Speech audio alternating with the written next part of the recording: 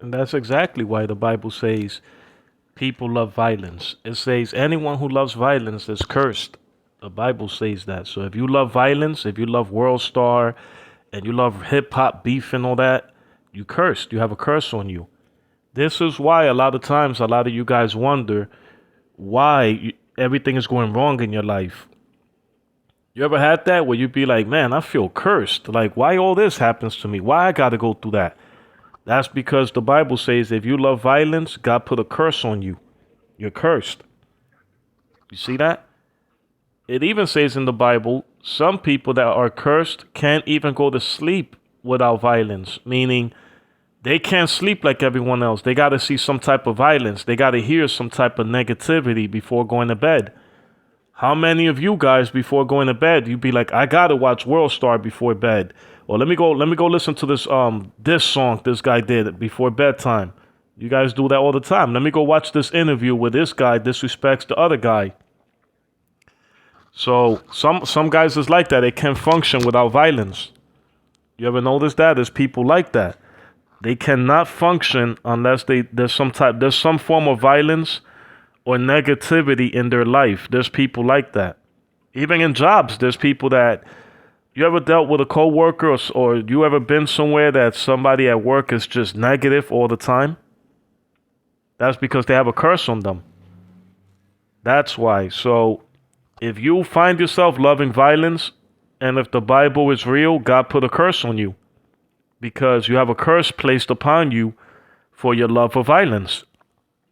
Now you wonder why you can't get the good job. You wonder why you can't live a certain way or things is always going wrong for you. Things never go right. Why? Because that's not the only thing God puts a curse on, but that's one of them. You love violence, your reward is that you're cursed. So while you're enjoying it, that's no different than somebody smoking cigarettes and then you telling them you get cancer one day. So yeah, they enjoying the cigarette, it's fun, but then one day they get cancer. Now the fun and games is over. You see? That's how it is with violence. You like watching violence, your life is ruined. You're gonna be miserable. Bad things will happen in your life all the time. You don't have good luck. A lot of people, you ever met people that they say that? Like, damn, everything that happens is bad for me. It's very rare good things happen to me. But then they turn around and they be like, yo, you heard that new rap song? This guy, this guy, I love it. Yo, you saw this rapper got knocked out? Woo, that was great. You see that?